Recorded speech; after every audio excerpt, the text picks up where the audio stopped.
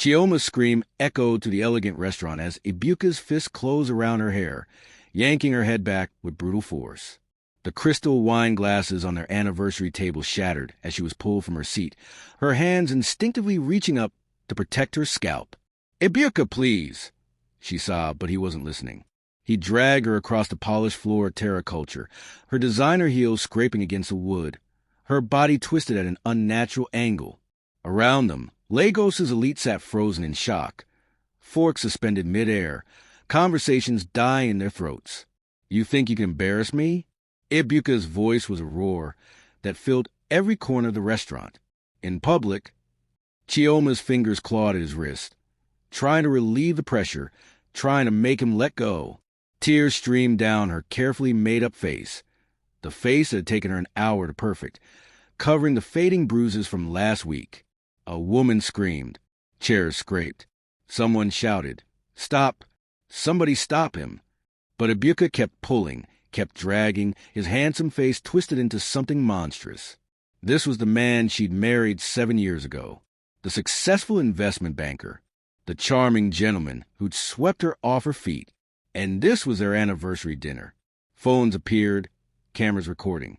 Security rushed forward. But the damage was done. The world was watching. The cameras were capturing everything. Finally, but how did we get here? Hello, guys. Welcome to African Tales by Zion. Before we start, I need to warn you. This story contains scenes of domestic violence that may be disturbing. Don't forget to like this video, subscribe, share with your friends, and most importantly, turn on the notification bell so you can get informed when I drop another amazing story. Drop your thoughts and reactions in the comments.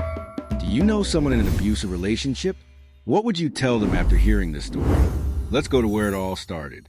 12 hours earlier, Chioma stood in front of the bathroom mirror in their Lekki penthouse, holding a makeup sponge in her trembling hand. The bruise on her left cheekbone had faded to a greenish yellow over the past 5 days, but it was still visible, still there, still a reminder. She dabbed concealer over it with practiced precision. 1 layer, 2 layers, 3, blend, set with powder. Check the lighting from different angles. Perfect, invisible. 7 years of marriage had taught her many things. How to read Ibuka's moods from the way he closed the car door. How to make herself small and quiet when his jaw clenched. How to hide bruises. How to smile through the pain.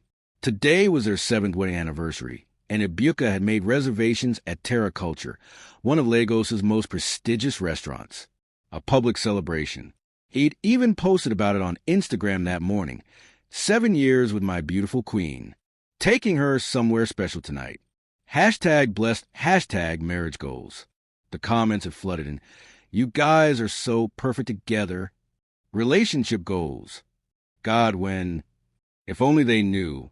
Chioma set down a makeup sponge and stared at her reflection. At 32 years old, she was still beautiful. Everyone said so. But when she looked in the mirror, she saw someone else. Someone hollow. Someone afraid. Her phone buzzed. A text from her younger sister, Ada. "Happy anniversary. Chi-Chi. Have fun tonight. Love you." Chioma's fingers hovered over the keyboard. She wanted to type, "Help me. I'm not okay. He hurts me." Instead, she typed, "Thank you, sis. Love you too." 3 heart emojis. The perfect response. She heard the front door open. Ibuka was home from the gym. Her stomach tightened instinctively, her body already preparing for whatever mood he'd brought back with him. "Chioma." His voice was cheerful. Good sign. "Baby, where you?" "Bathroom," she called back, forcing brightness into her voice. "Getting ready." He appeared in the doorway, handsome in his workout clothes, sweat still glistening on his forehead. At 38, Ibuka was the kind of man who turned heads, tall, well-built, with a smile that could charm anyone. That smile had fooled her once too.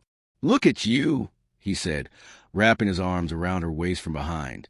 In the mirror, they looked like a magazine couple, beautiful as always. His hands were gentle now. They wouldn't always be gentle tonight. She'd learned that too. The evening could turn on a single word, a wrong glance, an imagined slight. "Thank you," she whispered. I wanted to look nice for you. You always look nice for me. He kissed her neck. That's why I married you. You know how to be a proper wife. The words should have sounded like a compliment. They didn't. Chioma thought back to 7 years ago, to their wedding day. She'd been 25, a successful marketing executive at a prominent Legos firm. Ibuka had been the catch, an investment banker, well-educated, from a good family. Everyone had been jealous when he'd chosen her. The first 6 months had been perfect. He'd been attentive, romantic, generous. He'd taken her to the best restaurants, bought her expensive gifts, made her feel like a queen. Then came the first slap. It had been at a party. She'd laughed at another man's joke, one of Ibuka's colleagues. Nothing flirtatious, just polite laughter. But on the drive home, Ibuka had gone silent, that dangerous silence she'd later learned to fear. At home, he'd exploded. You think I didn't see you? Flirting with Emeka right in front of me? I wasn't flirting, I was just... The slap had come so fast she hadn't seen it coming. Her cheek had stung, tears springing to her eyes more from shock than pain. Then he'd cried. Actual tears. I'm so sorry, baby. I don't know what came over me. You make me so crazy with love. I can't stand the thought of losing you. He'd held her, apologized for hours, promised it would never happen again. And she believed him, because she'd loved him, because everyone made mistakes, because it was just once. But it wasn't just once. By their second anniversary, the violence had escalated. Slaps became punches, always where no one could see. Her ribs, her stomach, her back. He'd broken her rib once. She'd told everyone at the hospital she'd fallen down the stairs. By the 3rd year, he'd made her quit her job. A wife's place is at home, he'd said. You're making me look bad, working when I make enough for both of us. She protested. She'd loved her career, her independence, her salary. But he'd worn her down with arguments that became accusations that became violence until she'd submitted her resignation. Without her job, she'd lost her colleagues. Without colleagues, she'd lost friends. Ibuka had systematically isolated her from everyone. Your friends are bad influences, he'd say. Your family doesn't respect our marriage. I'm all you need. And slowly, she'd started to believe him, started to believe she was lucky he stayed with her despite her flaws, started to believe the violence was her fault. If only she could be better, quieter, more obedient. Now, standing in the bathroom 7 years later, Chioma looked at the woman in the mirror and barely recognized herself. Where had the confident marketing executive gone? Where was the woman who'd once dreamed of running her own agency? I laid out your dress, Ibuka said, breaking into her thoughts. The blue one, not the red. Chioma's heart sank. She wanted to wear the red dress. It was her favorite, made her feel beautiful. But the blue one was Ibuka's choice, and disagreeing would ruin the evening before it started. The blue one is perfect, she said. Thank you. He smiled, satisfied. I'll shower and get ready. We have reservations at 8. As he left the bathroom, Chioma released a breath she didn't know she'd been holding. She walked to the bedroom and looked at the blue dress laid out on the bed. It was beautiful, expensive, elegant, but it wasn't hers. None of this life was hers anymore. She dressed carefully, zipping herself into the blue dress, fastening the diamond necklace Ibuka had given her for their 5th anniversary. Right after he'd choked her so hard she'd had fingerprint bruises on her neck for 2 weeks. Her phone buzzed again. Mama Okonkwo this time. Happy anniversary, my daughter. May God continue to bless your marriage. Chioma's eyes filled with tears. Her mother didn't know. No one knew. How could she tell them? How could she admit that her perfect marriage was a nightmare? That she'd been lying to everyone for 7 years? And even if she told them, what would they say? Her mother was traditional, believed a woman's place was with her husband no matter what. Marriage is not easy, Mama would say. You must be patient. You must pray. Chioma had prayed. God hadn't answered. Or maybe he had, and she just wasn't listening. By 7:30, they were both ready. Ibuka looked magnificent in his tailored navy suit, his smile charming and warm. Chioma stood beside him in her blue dress, diamonds glittering at her throat, Makeup perfect, smile practiced. "We look good together," Ibuka said, taking a selfie. He posted it immediately. "About to celebrate 7 years with my queen. Thank you for making me the luckiest man alive." Within seconds, the likes and comments rolled in. Their followers saw what they wanted to see: a perfect couple, a perfect marriage, a perfect life. No one saw the fear in Chioma's eyes. The cameras didn't capture that. Not yet. They arrived at Terra Culture at 8 o'clock sharp. The restaurant was elegant. Exposed brick walls decorated with Nigerian art, soft golden lighting, live acoustic music playing in the background. It was a kind of place where Lagos's elite came to see and be seen. The hostess, a young woman in traditional attire, greeted them warmly. "Mr. and Mrs. Adelik, welcome. Your table is ready." They were seated at a prime table near the center of the restaurant, visible, enviable. Other diners glanced their way, some recognizing Ibuka from business circles, others simply admiring the attractive couple. Mrs. Diana Lawson, the restaurant manager, stopped by their table. She was an elegant woman in her mid-40s, dressed in professional attire with kind eyes. "Good evening. Happy anniversary." She smiled warmly. "We're honored to have you celebrating with us tonight." "Thank you," Ibuka said, turning on his charm. "This is a special night. 7 years. Wonderful. We'll make sure everything is perfect." Mrs. Lawson gestured to their waiter. "Samuel will take excellent care of you. Enjoy your evening." Chioma forced a smile, her face aching from the effort. The evening had just begun, and she was already exhausted from performing happiness. Samuel, their waiter, brought the menus and took their drink orders. Ibuka ordered an expensive bottle of red wine, his favorite. Chioma didn't drink much anymore. Alcohol made Ibuka unpredictable. "To 7 years," Ibuka said when the wine arrived, raising his glass. "And to many more." Chioma touched her glass to his. "To 7 years." They ordered their meals: pepper soup for starters, jollof rice with grilled fish for mains. The food was exquisite, the ambience perfect. Around them, other couples laughed and talked. Someone at a nearby table was also celebrating an anniversary, their table decorated with flowers. For a moment, Chioma allowed herself to hope. Maybe tonight would be different. Maybe in this public place, surrounded by witnesses, Ibuka would remain the charming man everyone else saw. Maybe they could have one peaceful evening. They talked about safe topics. Ibuka's work. He was up for a promotion. His mother's upcoming birthday party. Plans to renovate the guest bathroom.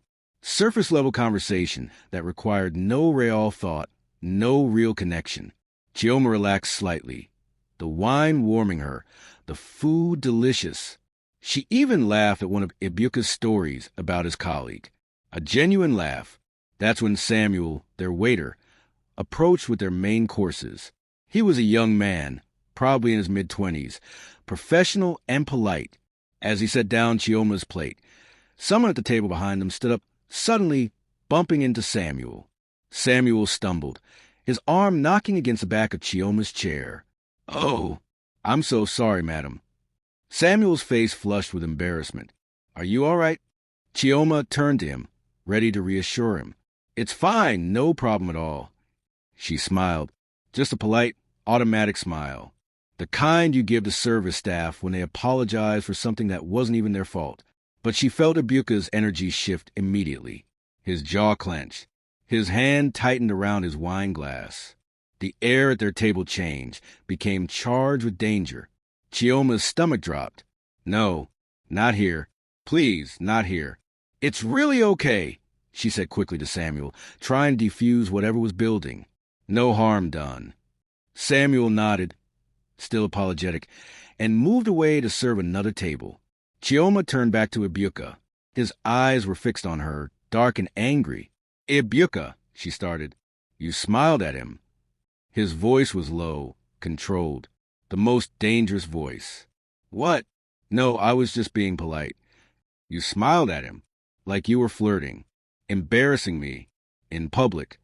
Chioma's heart raced. "Ibuka, please, I wasn't." He apologized. "I just said it was fine." You always do this. His voice was rising now. Nearby diners were starting to glance over. You disrespect me. Make me look like a fool. Flirt with other men right in front of me. I wasn't flirting. Chioma's voice was desperate, pleading.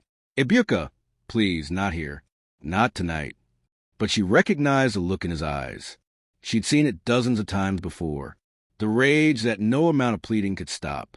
The violence that was coming, inevitable as a storm. Don't tell me to calm down. You think you can embarrass me? His voice was loud now. Several tables had gone silent, people staring. Chioma's internal monologue screamed, not here. Please God, not in public. He's never done it in public before. But even as she thought it, she knew. Tonight would be different. Tonight, something had broken in Ibuka's need to control his image. Tonight, the mask was slipping. Please, she whispered. People are watching. Let them watch. Ibuka's voice was a roar now. Let them see what kind of wife you are. He reached across the table and grabbed her wrist. Hard. His fingers dug into her skin like claws. You're hurting me, Chioma whimpered. Good. Maybe you'll learn. She tried to pull her arm back, panicking now. This had never happened in public before. Always behind closed doors, always hidden, always secret. But not tonight. Tonight, everyone would see. Chioma jerked her arm back hard, desperate to free herself. Her hand knocked against her wine glass, sending it tumbling. Red wine splashed across the white tablecloth, across Ibuka's suit jacket. Time stopped. Ibuka's face transformed, handsome features twisting into pure rage. He stood up abruptly, his chair scraping loudly against the floor. The entire restaurant was watching now. Now look what you've done, he roared. Ibuka, I'm sorry, it was an accident. Chioma was crying now, her careful makeup running. But he was beyond reason, beyond caring about witnesses or cameras or consequences. He reached across the table, not for her hand this time, for her hair. His fist closed around her carefully styled hair, yanking her head back with brutal force. Chioma screamed, and then he dragged her up from her seat, dragged her several feet across the polished floor, while dozens of Lagos's elite watched in horror. Ibuka, please. Stop. You're hurting me. But he kept pulling, kept dragging, lost in his rage, not hearing her screams, not seeing the shocked faces, not caring about anything except his need to punish her. Around them, chaos erupted. Women screamed. Men shouted. Chairs scraped as people stood up. Sir, you need to stop. Somebody call security. Is someone recording this? Call the police. Phones appeared, cameras pointing at them. Recording, capturing everything. Chioma's body twisted at an unnatural angle. Her scalp burning, her dress tearing at the shoulder, one shoe coming off as she was dragged like a piece of luggage across the restaurant floor. The pain was excruciating. But worse than the physical pain was the humiliation. All the years of hiding the abuse, and now everyone saw, everyone knew. Restaurant security guards rushed over. A male diner stepped in front of Ibuka, blocking his path. Olga, leave her. What are you doing? The intervention shocked Ibuka back to awareness. He looked around, at the crowd, at the phones, at the horror on every face. He released Chioma's hair. She collapsed to the floor, sobbing, her hands go to her throbbing scalp. Her dress was torn. Her hair was a mess.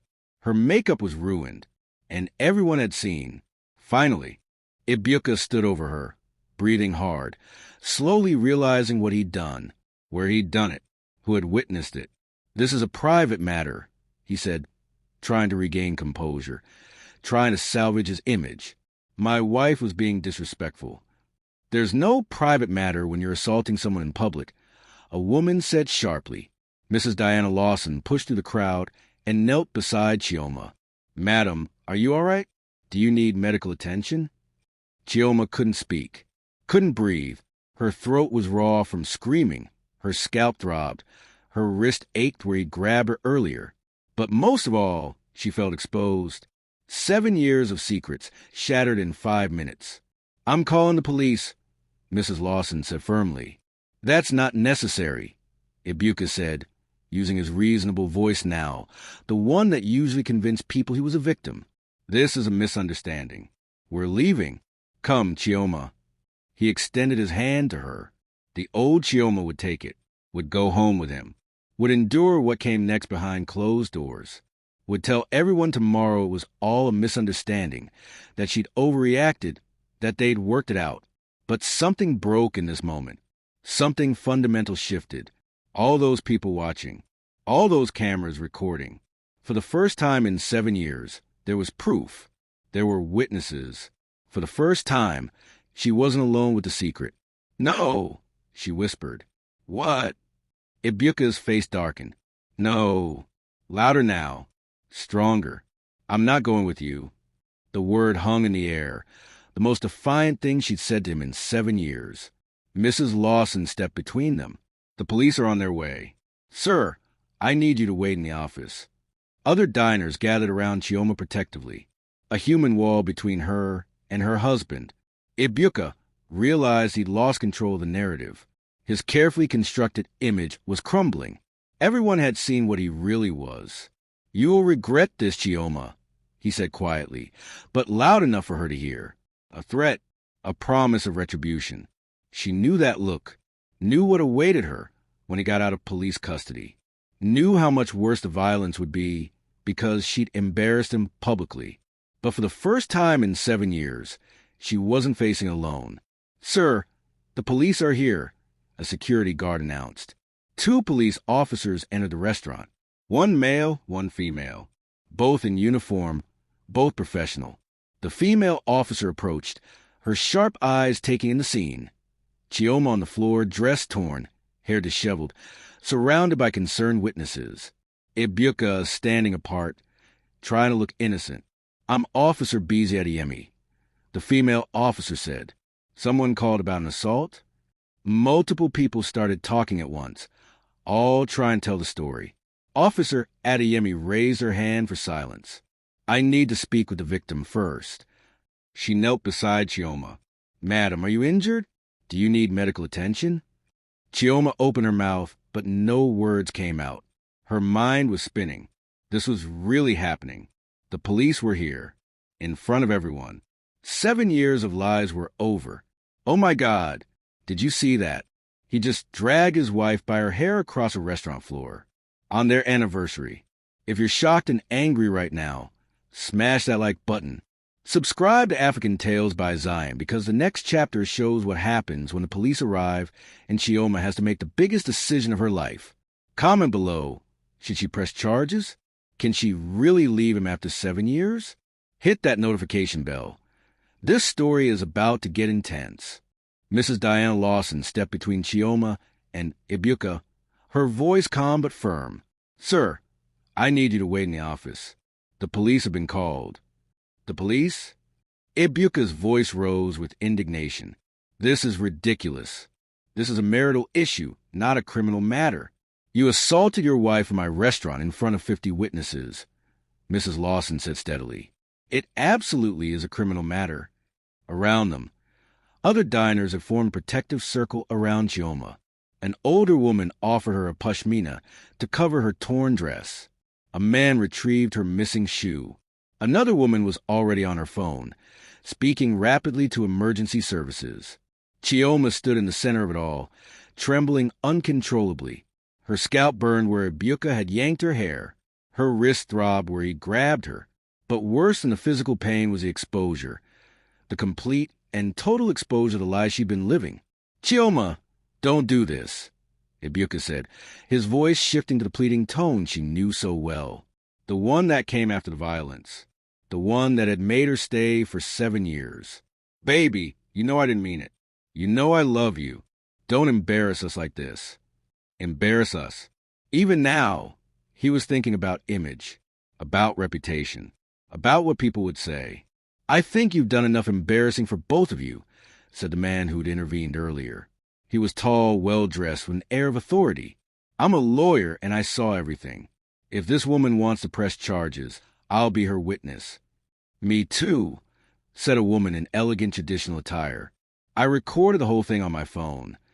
So did I, said another diner. And my security cameras captured everything, Mrs. Lawson added. Multiple angles. Ibuka's face cycled through emotions. Anger, fear, calculation. He was realizing, perhaps for the first time, that his actions had consequences, that his public image, so carefully cultivated, had shattered in a matter of minutes. Officer Adeyemi and her partner began taking preliminary statements from witnesses. Multiple people corroborated the story. Ibuka had violently dragged his wife across the restaurant floor. Unprovoked. Brutal. "We'll need you both to come to the station," Officer Adeyemi said. "Mr. Adelik, based on what I'm hearing and seeing, I'm placing you under arrest for assault." "Under arrest?" Ibuka's voice cracked. "This is insane. I'm a respected banker. You can't just—" "Sir, I can and I am. You have the right to remain silent." As Officer Adeyemi read Ibuka's rights, Chioma watched in surreal disbelief.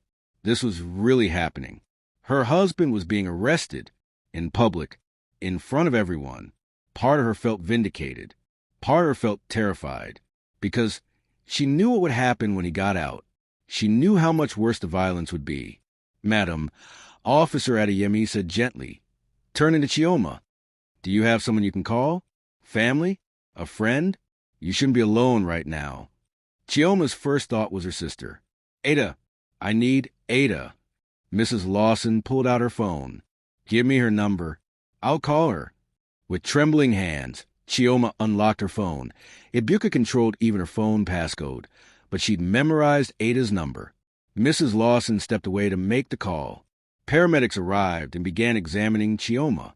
They checked her scalp where hair had been torn out, photographed the red marks on her wrist, assessed her for concussion and shock. "You'll need to come to the hospital for a full examination," one paramedic said. "But your injuries aren't immediately life-threatening." Across the restaurant, Ibuka was being escorted toward the door by police officers. He looked back at Chioma one last time, and in his eyes she saw a promise. This wasn't over. She would pay for this humiliation. The look made her blood run cold, because she knew what awaited her when he got out. She knew how much worse the violence would be. "Chioma?" She looked up to see Mrs. Lawson returning. "I spoke with your sister. She's on her way. She said she'll be here in 20 minutes. 20 minutes. It felt like an eternity and not enough time at all. Officer Adeyemi approached with a notebook. "Mrs. Adelik, I need to ask you some questions. Is this the first time your husband has been violent with you?" The question hung in the air. This was the moment she could keep lying, could minimize, could protect him like she'd been doing for 7 years. Or she could tell the truth. "No," Chioma whispered. "It's not the first time." "How long has this been going on?" 7 years. Our whole marriage." The gasps around her were audible. Officer Adeyemi's expression didn't change, but her eyes held something like recognition. She'd heard this story before. "Has he ever sent you to the hospital?" Chioma nodded. "Twice. Broken rib once. Concussion another time. I told him I fell downstairs." "And tonight? What triggered the assault?" "A waiter accidentally bumped my chair. He apologized. I smiled and said it was okay. Ibuka said I was flirting, that I embarrassed him." Chioma's voice broke. "It's always something. A smile, a laugh, wearing the wrong dress, cooking the wrong meal, breathing wrong." Mrs. Lawson sat down beside her, tears in her eyes. "Oh, sweetheart, I know what you're thinking," Chioma said, looking at the faces around her. "Why did I stay? Why didn't I leave?" "I'm not thinking that," Officer Adeyemi said. "I work in the domestic violence unit. I know why women stay. The question isn't why you stayed. It's whether you're ready to leave now." Was she? Chioma didn't know. Fear warred with hope in her chest. Fear of what Ibuka would do when he got out. Fear of being alone. Fear of starting over. Fear of judgment. But also hope. For the first time in 7 years. Hope. "I don't know," she admitted. "I'm scared." "That's normal," Officer Adeyemi said. "But you're not alone. We have resources. Shelters. Legal aid. Counseling. You have options." Chi-Chi. Chioma looked up to see her sister Ada bursting through the restaurant entrance. At 28, Ada was a successful lawyer, sharp and confident. Everything Chioma used to be. She wore workout clothes, her natural hair pulled back in a ponytail, clearly having rushed from the gym. Chichi, oh my God! Ada ran to her sister and wrapped her in a fierce hug. What happened? Mrs. Lawson said Ibuka hurt you.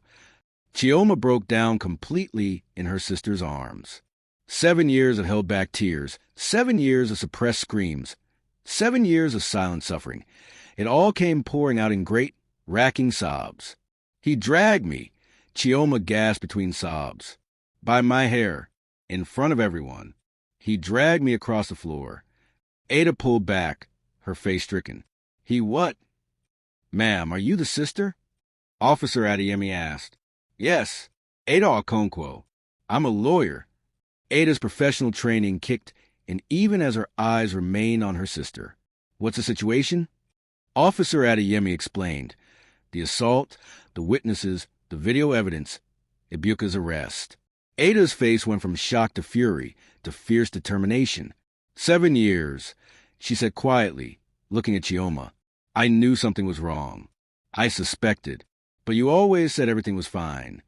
I was ashamed, Chioma whispered. I thought it was my fault. I thought I could fix it. I thought. It's not your fault. It was never your fault. Ada's voice was fierce. Listen to me, Chi-Chi. We're not going back to that house tonight. You're coming home with me. And tomorrow, we're going to that police station, and you're going to file a full report.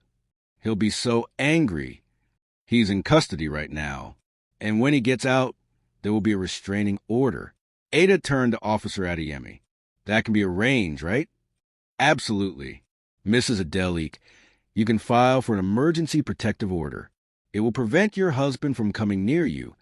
But the house, all my things. We'll get your things, Ada said firmly, with police escort if necessary. But you're not going back there alone. Never again.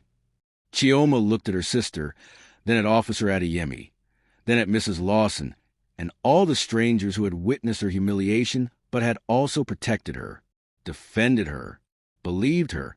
Okay, she said. The word felt like jumping off a cliff, terrifying and liberating at once. Okay. Officer Adeyemi smiled, a small, sad smile that said she'd seen too many women go back, and she was relieved this one seemed ready to leave. Good. Let's go to the station. We'll take your statement, photograph your injuries, and start the paperwork for protective order. I'm coming with her, Ada said. It wasn't a question. At the police station, Chioma gave her statement in a small, sterile room. Officer Adeyemi guided her through it patiently, asking about not just tonight, but the 7-year history of abuse. Tell me about the first time he hit you. Chioma closed her eyes, remembering. It was 6 months after our wedding. We were at a party. I laughed at another man's joke. And the story spilled out, year by year, incident by incident, the escalating violence, the broken bones, the hospital visits, the lies she'd told to cover for him. He made me quit my job in the 2nd year, said working women were disrespectful. Did he control your finances? Everything. I had to ask for money for groceries. He checked all my receipts. Your phone? Your email? He knew all my passwords. Sometimes he'd read my messages while I was sleeping. Your family? Friends. He isolated me from everyone. Said they were bad influences. Chioma's voice cracked. I barely see my mother in years. I only saw Ada a few times a year. He said they didn't respect our marriage. Officer Adeyemi took notes, her expression professional, but her eyes holding compassion. Mrs. Adelik, what you're describing is classic domestic violence. Physical abuse, economic abuse, emotional abuse, isolation. This is a pattern. I thought it was normal, Chioma admitted. My mother always said marriage was hard, that women had to be patient. I thought I just needed to try harder. Marriage being hard doesn't mean being abused. Those are very different things. After 2 hours of questioning, they took photographs of Chioma's injuries. The red welts on her wrist where Ibuka had grabbed her, the tender spots on her scalp where he'd torn her hair, the old scars on her ribs and back from previous assaults.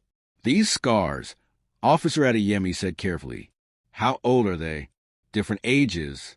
Some from 3 years ago. Some from last year.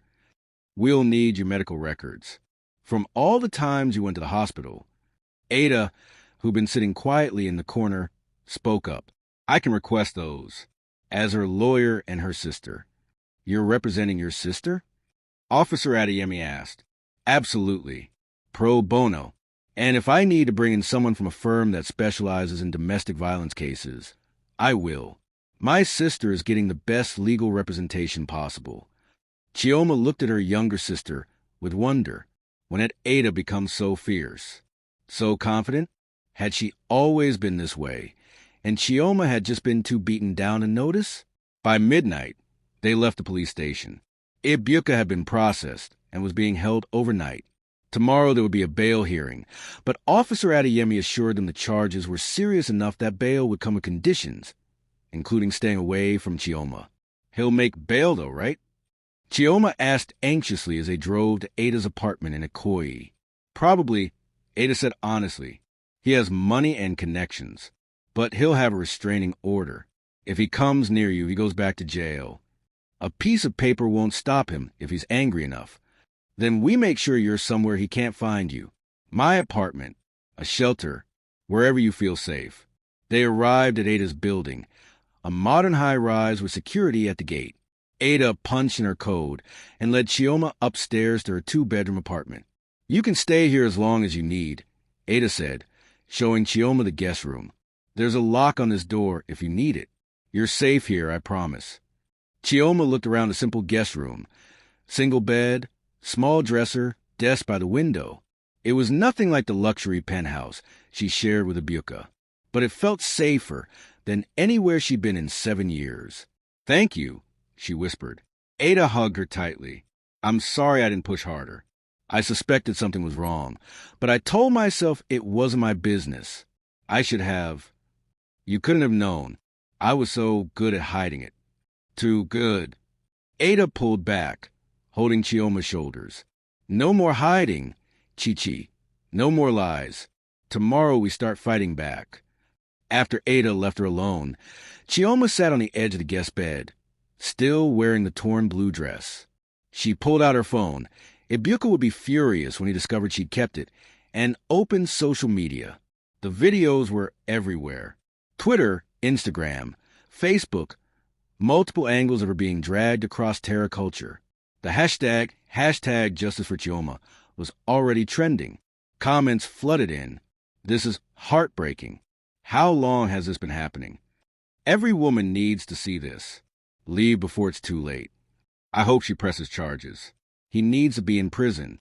And people wonder why women don't leave. Look at his face, he's a monster. But there were other comments too. She must have done something to provoke him. Why air your dirty laundry in public? Marriage is private business. She should have been a better wife. Chioma read them all, tears streaming down her face. Even with video evidence, people still blamed her, still made excuses for him. But then she saw a comment from a verified account, a prominent women's rights activist. Chioma Adelik, if you're reading this, you are believed. You are supported. You are not alone. What happened to you tonight happens to thousands of women every day. But you survived, and now you have proof. Use it. Fight back. We're with you. Chioma saved the comment. Then she did something she hadn't done in 7 years. She called her mother. Mama Okonkwo answered on the 3rd ring, her voice groggy. Chioma, do you know what time it is? Mama, I need to tell you something. What is it? Is everything all right? No, Mama, everything is not all right. It hasn't been all right for 7 years. And then, at 1 a.m, sitting in her sister's guest room wearing a torn dress, Chioma told her mother the truth. All of it. When she finished, Mama Okonkwo was crying. My daughter, my baby, why didn't you tell me? Because I thought you'd tell me to stay, to pray, to be patient. I would have, Mama admitted, her voice breaking. God forgive me. I would have told you to endure. That's what my mother told me. That's what her mother told her. She took a shaky breath. But Chi-Chi, what that man did to you, I saw the videos. Everyone is sending them to me. That is not marriage. That is wickedness. I left him, Mama. I'm at Ada's. I filed a police report. Good, good. Mama's voice grew stronger. You stay there. You stay with your sister. And tomorrow, your father and I are coming to Lagos. Our family will support you. After they hung up, Chioma lay down on the guest bed, still fully clothed. Her body ached. Her heart ached. But for the first time in 7 years, she felt something else too. Hope. The cameras had caught everything. The witnesses had spoken up. The police had taken her seriously. Her family was supporting her. Maybe, just maybe, she could do this. Maybe she could actually leave. Maybe there was life after Ibuka. As she drifted toward sleep, her phone buzzed one more time. A text from an unknown number. This isn't over, Chioma. You humiliated me tonight. You'll regret this. Her blood ran cold. Ibuka. He'd gotten access to phone somehow. But then another text came, this one from Officer Adeyemi. Mrs. Adelik, if your husband contacts you in any way, save the evidence and call me immediately. Any contact violates his bail conditions. We'll use it against him. Chioma saved both messages. Then she blocked Ibuka's new number. She was done being afraid. Well, that wasn't entirely true.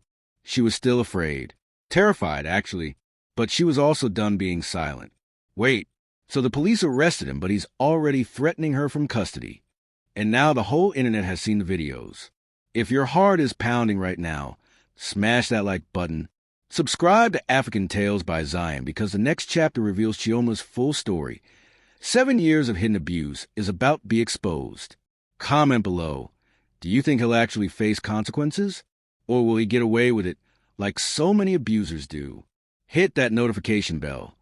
You need to see what happens next. Chioma woke to sunlight streaming through unfamiliar windows. For a confused moment, she didn't know where she was. Then the events of the previous night came crashing back. The restaurant, Ibuka's rage, the cameras, the police station. She sat up slowly, every muscle in her body aching. Her scalp was tender where Ibuka had torn her hair.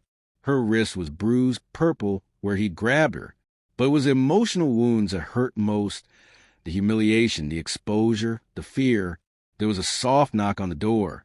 Chi-Chi, are you awake? Ada's voice. Yes, come in. Ada entered carrying a tray with tea and toast. I thought you might be hungry. You didn't eat anything last night. Chioma realized she was starving. She'd been too terrified to eat her anniversary dinner before everything fell apart. Thank you. Ada sat on the edge of the bed while Chioma ate. So, Ibuka made bail an hour ago. Chioma's hand froze halfway to her mouth. Already? Unfortunately, yes. But there are conditions. He can't come within 500 meters of you. He can't contact you in any way. And his passport has been surrendered. He can't leave the country. He texted me last night, from a phone in custody. Ada's eyes widened. Did you save it? Yes. Officer Adeyemi told me to. Good. That's a violation right there. We can use it. Ada pulled out her own phone. Chi-Chi, there's something else. The story has gone viral. Videos from last night are everywhere. You're trending on Twitter. Chioma's stomach dropped. Let me see. Ada hesitated, then handed over her phone. Chioma scrolled through Twitter, her hands shaking. The videos were everywhere. Different angles of her being dragged across the restaurant floor, her screams, Ibuka's rage-filled face, the shock of the other diners. The comments were a mix of support and victim blaming. Praying for her. She's so brave. What did she do to make him that angry? He should be in prison forever. Marriage is private. Why involve police? Finally, a domestic violence case with video evidence. He can't lie his way out of this. She knew what she was getting into when she married him. Chioma stopped reading. It was too much. Everyone knows now. Everyone saw. Yes, Ada said gently. But that's actually a good thing, Chi-Chi. Do you know how many women suffer in silence because they have no proof? Because no one believes him? You have 50 witnesses and multiple videos. He can't deny this. He can't make you look crazy. He'll try anyway. Let him try. We have evidence. There was another knock on the door. Ada went to answer it, returning with Officer Adeyemi and another woman, older, elegant, with kind but sharp eyes. Mrs. Adelik, Officer Adeyemi said, "This is Detective Amina Bello. She's from our domestic violence unit. She's taking over your case." Detective Bello stepped forward, extending her hand. "Good morning, Mrs. Adelik. I've been working with domestic violence cases for 15 years. I'm here to help you." Chioma shook her hand weakly. "Help me how?" "By building a strong case against your husband. Officer Adeyemi told me last night wasn't the first incident. I need you to tell me everything. Every time he hit you, every hospital visit, every threat, every method of control. We're going to document 7 years of systematic abuse." Over the next 3 hours, Chioma told her story again. But this time, Detective Bello asked different questions, deeper questions. "Did he ever threaten to kill you?" "Yes, multiple times. He said if I ever left him, he'd make sure no one else could have me." "Did he ever prevent you from leaving the house?"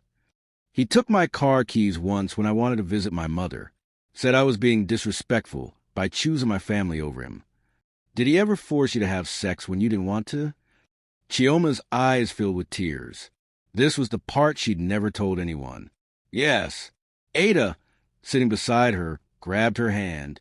"Oh, Chichi, sexual assault is also a crime," Detective Bello said gently, "even within marriage." "I didn't know that," Chioma admitted. I thought as his wife, I had to." "No. Consent is required always. Marriage doesn't give anyone a right to your body." Detective Bello spent another hour documenting everything. Then she made phone calls to hospitals to request medical records, to Chioma's former workplace to verify when she quit and under what circumstances, to neighbors who might have heard things. Building a domestic violence case is about showing a pattern, Detective Bello explained. One incident can be dismissed as a fight, but 7 years of escalating abuse? That's attempted murder waiting to happen. "Do you really think he would kill me?" Chioma asked. Detective Bello looked at her seriously. "Mrs. Adelik, statistically, the most dangerous time for a domestic violence victim is when she tries to leave. Your husband dragged you across a restaurant floor in front of dozens of people. What do you think he would have done at home, in private, if you'd left him?" Chioma knew the answer. She'd always known. That's why she'd stayed. By noon, Chioma's parents arrived from their village. Mama Okonkwo swept into Ada's apartment and immediately pulled Chioma into a crushing embrace. "My daughter, my baby." She was crying, her whole body shaking. "I'm so sorry. I'm so sorry I didn't see it. You couldn't have known, Mama. I hid it well." Chioma's father, Papa Okonkwo, stood in the doorway looking lost. He was a traditional man, a retired civil servant who believed in hierarchy and order. The idea that his daughter had been abused for 7 years, and he hadn't known, seemed to have shaken him to his core. "Where is he?" Papa asked quietly. "Where is this man who hurt my daughter?" "Papa, the police have it handled," Ada said quickly, recognizing the dangerous look in her father's eyes. "The police? Bah." Papa waved his hand dismissively. "In my day, we would have handled this differently." "Papa, we need to do this properly," Chioma said. "Through the courts, with evidence, so he can't hurt anyone else." Papa studied his eldest daughter, his once vibrant, successful daughter who had slowly disappeared into a shell over 7 years. "When did you become so wise?" "When I had no choice but to be strong." That afternoon, they drove to Chioma and Ibuka's penthouse in Lekki. A police escort accompanied them. Detective Bello had arranged it. Chioma needed to collect her belongings, but legally, Ibuka couldn't be there due to the restraining order. As they approached the building, Chioma's anxiety spiked. What if he's there anyway? What if he didn't follow the court order? Then he goes directly to jail, Detective Bello said. "Do not pass go. Do not collect 200 naira. Despite the attempt at humor, Chioma's hand shook as they entered the building. The security guard's eyes widened when he saw her with police escort. "Madam Chioma, is everything all right?" "I'm fine, Samuel. I'm just collecting my things." In the elevator up to the penthouse, Chioma felt like she couldn't breathe. 7 years of her life were in this apartment. 7 years of carefully constructed lies. The door was locked. Chioma used her key, her heart pounding. The apartment was empty. Ibuka wasn't there, but the damage was visible everywhere. Broken glass in the living room. He'd thrown something. Holes punched in the bedroom wall. Her clothes torn and scattered across the floor. He came back after making bail, Detective Bello observed, and he took his anger out on your belongings. Mama Okonkwo gasped, seeing the destruction. "What kind of animal?" "Don't touch anything," Detective Bello interrupted. "This is evidence. I need to photograph all of this first." While Detective Bello documented the destruction, Chioma walked through the apartment like a ghost. This had been her prison for 7 years. Every room held memories of violence. The kitchen where he'd thrown her against the counter, the bedroom where he'd choked her, the bathroom where she'd hidden to cry. "Take only what you need," Ada advised. "Clothes, documents, personal items." Chioma packed mechanically. Her certificates, her old marketing portfolio that she'd hidden in the back of a closet, photos from before her marriage. She left behind the expensive jewelry Ibuka had given her after particularly violent episodes. She left behind the designer clothes he'd chosen for her. She left behind the woman she'd been forced to become. In the bedroom, she found her old laptop, the one from before she'd married. Ibuka had forbidden her from using it, said she didn't need her own computer. She added it to her pile. "Chi-Chi, look at this." Ada had opened a drawer in Ibuka's desk. Inside were documents, bank statements, property deeds, investment portfolios. "He has way more money than he claimed. Accounts you probably didn't even know about. He controlled everything," Chioma said. "I had to ask him for money to buy groceries." "Economic abuse," Detective Bello confirmed. "Also a crime. Take copies of all these documents." They spent 2 hours packing. When they left, Chioma took one last look at the penthouse. She thought this place was her dream home when they'd first moved in. Now it just looked like an expensive cage. "I'm never coming back here," she said quietly. "No, you're not," Ada agreed. That evening, back at Ada's apartment, Chioma's phone rang. Unknown number. She almost didn't answer, but Detective Bello had told her to document everything. "Hello, Chioma." Ibuka's mother's voice, cold and accusatory. "What have you done to my son?" Chioma's stomach clenched. "Mrs. Adele leak. He's been arrested. His name is all over the internet. His bank called. They're investigating him. You've destroyed his life." "I didn't destroy anything. He did this to himself. My son is a good man, a good provider. If you knew how to be a proper wife." "A proper wife?" Chioma's voice rose. "Your son dragged me by my hair across a restaurant floor, in front of dozens of people. There's video evidence. You must have provoked him. You must have done something." I smiled at a waiter who apologized for bumping my chair. "That's what I did. Is that worth being assaulted?" "Marriage is not easy. Every marriage has problems. You young women today, you don't know how to endure." "Endure?" "I endured 7 years of being beaten. 7 years of being controlled. 7 years of being told I was worthless." Chioma was crying now. "Your son broke my ribs, gave me a concussion, choked me until I passed out. Is that what you call enduring?" There was silence on the other end. "Then, you're lying. My son would never. There are medical records, hospital visits. I told the doctors I fell, but I didn't fall. Your son pushed me down the stairs. This is what you do." Mrs. Adelique's voice was shaking now. With anger or doubt, Chioma couldn't tell. "You destroy a good man's reputation with lies?" "I'm not lying. And if you can't see that, then you're part of the reason he thinks it's acceptable to hit women." Chioma hung up before Ibuka's mother could respond. Her hands were shaking. Ada took the phone from her. "You did good. You stood up to her." She didn't believe me. Even with the videos, even with the evidence, she thinks I'm lying. That's because she raised an abuser and doesn't want to face what that makes her, Ada said. Her denial isn't your problem. Over the next few days, more evidence emerged. A former colleague of Ibuka's came forward, admitting that Ibuka had once thrown a stapler at an intern who'd made a mistake. The intern had been too afraid to report it. Neighbors gave statements to police. We heard shouting, thuds, things breaking. We thought about calling someone, but we didn't want to get involved. Chioma's medical records arrived. 7 years of accidents. The pattern was damning. And then Detective Bello showed up with something else. Another woman. Mrs. Adeli, this is Blessing. She has a story to tell you. Blessing was young, maybe 25, beautiful, but with haunted eyes that Chioma recognized. She'd seen those eyes in her own mirror. I dated Ibuka, Blessing said quietly. Before you. 5 years before you. Chioma's heart stopped. What? He was violent with me, too. He broke my arm once. Gave me a black eye. But I was too scared to report it. I left Lagos. Moved to Abuja to get away from him. Why are you coming forward now? Because I saw the videos. And I realized he didn't change. He didn't get better. He just found new victim. Blessing's eyes filled with tears. I'm sorry. I should have reported him back then. Maybe if I had, you wouldn't have had to suffer. Chioma reached out and took Blessing's hand.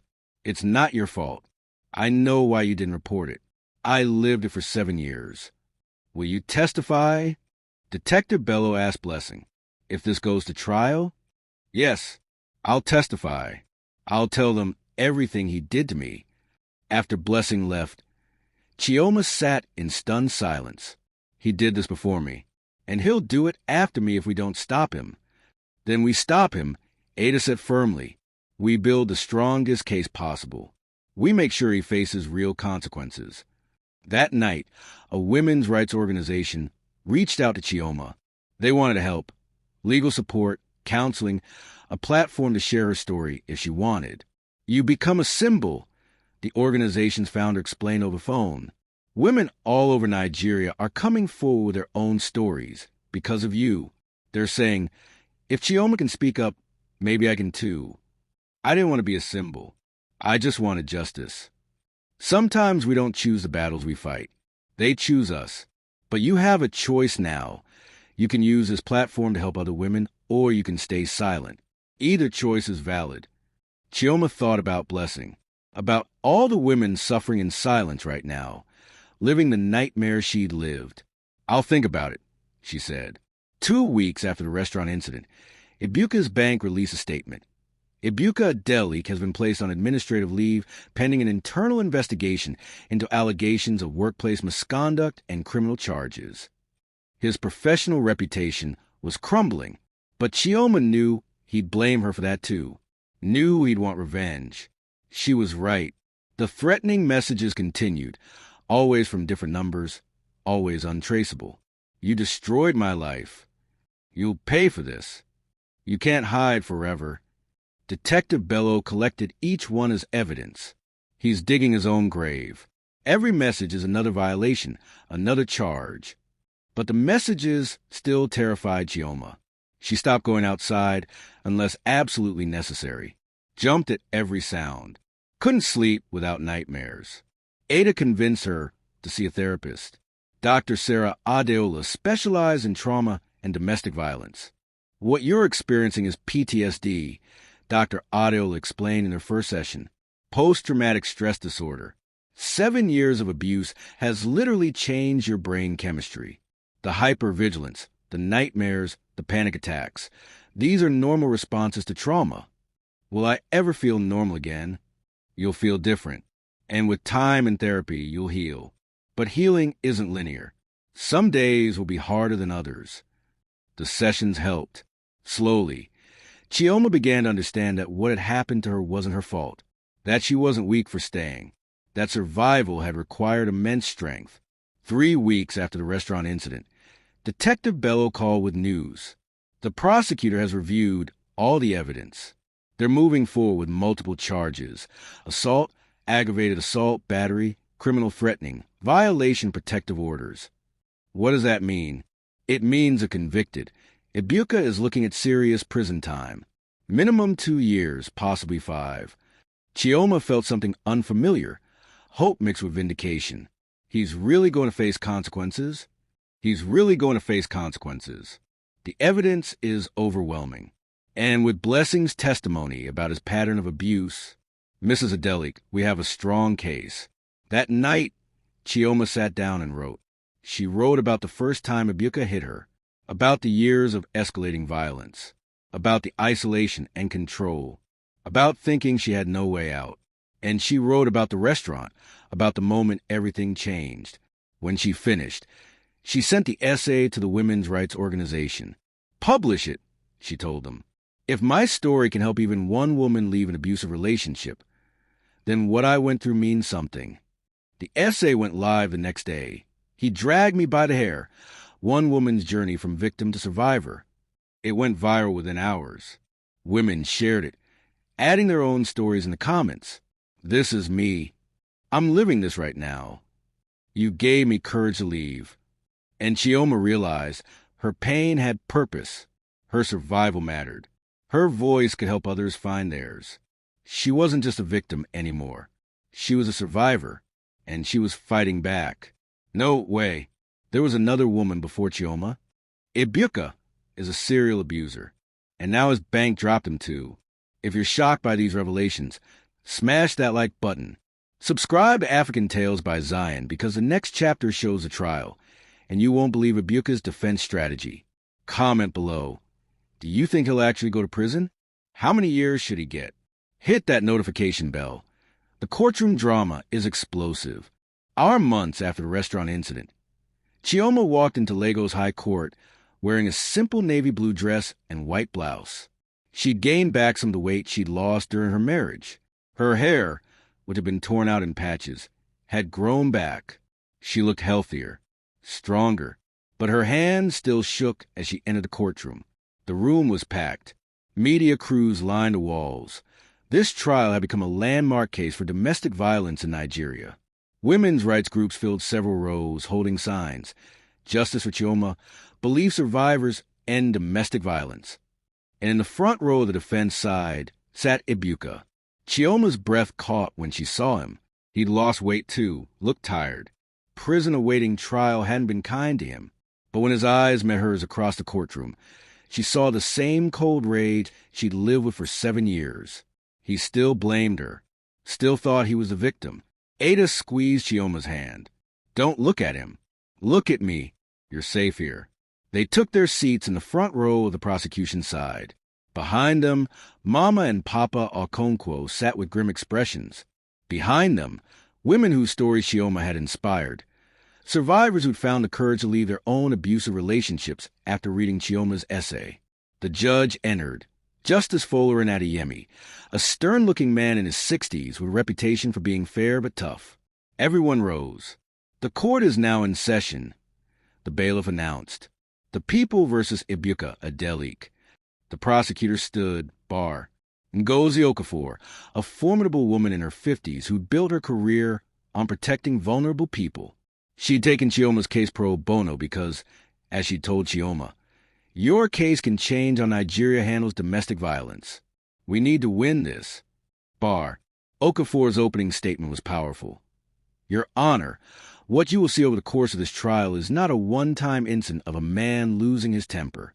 What you will see is a systematic pattern of abuse spanning 7 years. Physical abuse, emotional abuse, economic abuse, sexual abuse. The defendant didn't just hit his wife once in anger. He broke her bones. He controlled every aspect of her life. He isolated her from her family and friends. He destroyed her sense of self-worth until she believed she had no choice but to stay. And when she finally stood up to him, in public where he couldn't hide behind closed doors, he assaulted her so brutally that 50 people witnessed it and multiple cameras recorded it. Ladies and gentlemen, this is not a marital dispute. This is a criminal case about a man who used violence and control to terrorize a woman for 7 years. And it ends today. The defense attorney stood next. Bar. Femi Coker. Expensive and slick, known for getting wealthy clients acquitted. He'd been hired by Ibuka's family, who still maintained their son's innocence. Your Honor, Bar. Coker began smoothly. What we have here is a case of a marriage that became troubled. My client made a mistake. One mistake, in public, that was caught on camera. But before we rush to condemn him, we must ask, what drove him to that moment? Mrs. Adelik has painted herself as a victim, but marriage is complicated. We will show that she was not the innocent party she claims to be, that she provoked my client, that her story of 7 years of abuse is exaggerated at best, fabricated at worst. My client is not a monster. He's a successful banker, a respected member of society, a man who made one mistake under extreme stress. Does one moment define a man's entire character? We think not. Chioma felt sick listening to him. This was what she'd feared, that Ibuka's lawyers would make her look like the problem. But then Okafor stood again. Your Honor, the defense wants to talk about one moment, but we have evidence of dozens of moments, hundreds, 7 years of moments, and we will prove every single one. The prosecution's case began with the restaurant incident. Mrs. Diana Lawson took the stand and described the assault in vivid detail. Then came the video evidence. Multiple angles shown on large screens in the courtroom. The room went silent watching Ibuka drag Chioma across the floor. Witness after witness testified about what they'd seen. Then came the medical evidence.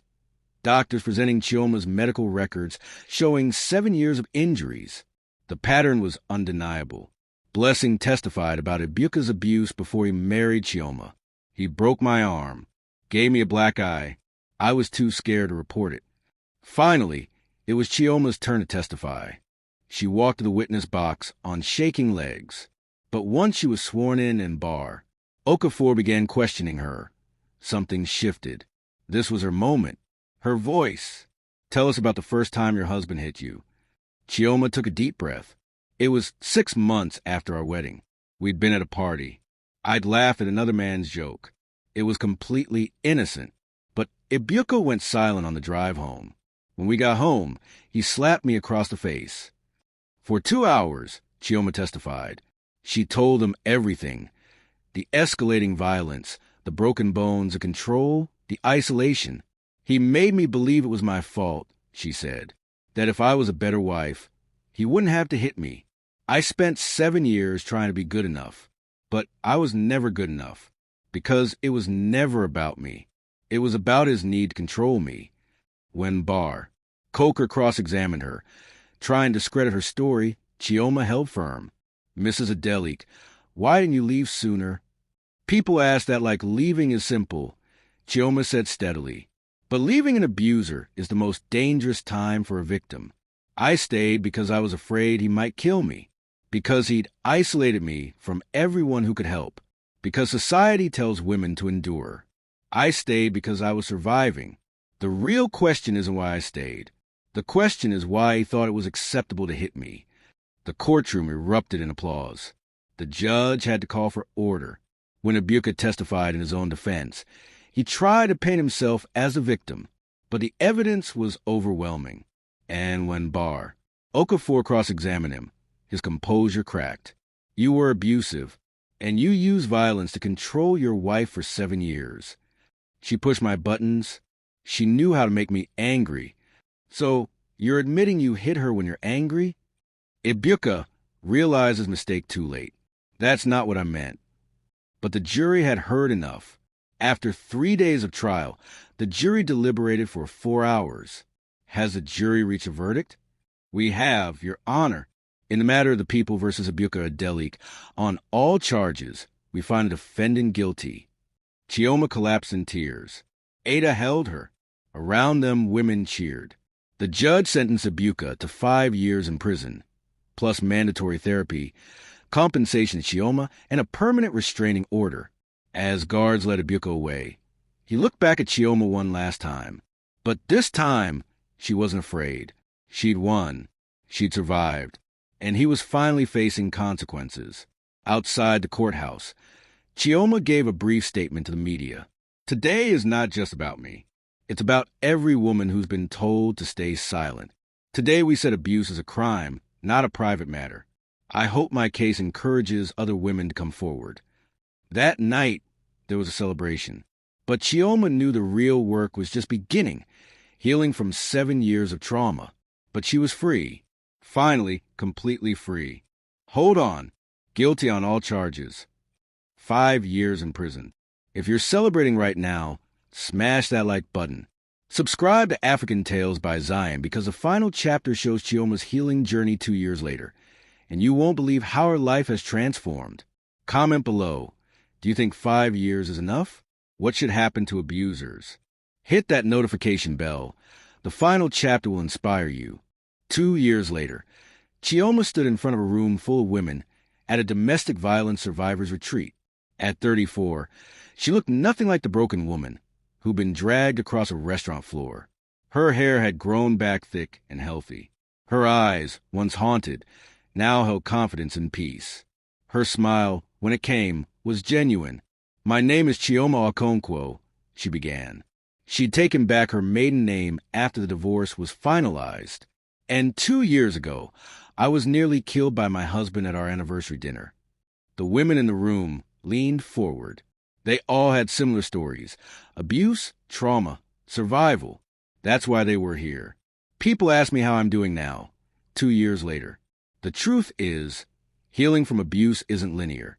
Some days I'm strong, but some days I still have nightmares.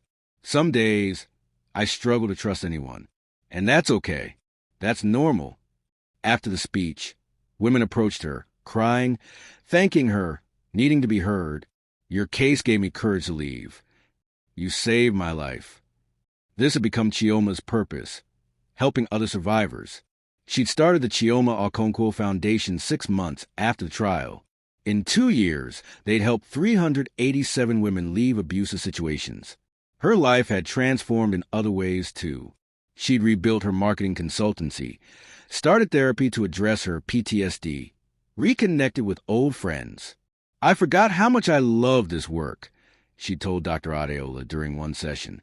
Therapy continued weekly. "You're doing remarkable work," Dr. Adeola told her. "Not just in therapy, but in your advocacy.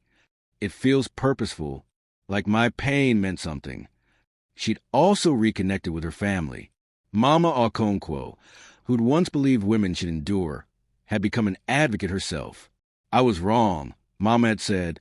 "No woman should have to endure violence." 6 months after the trial, a publisher reached out about a book. "Your story can help thousands of women." Chioma wrote it, a painful, cathartic 8-month process.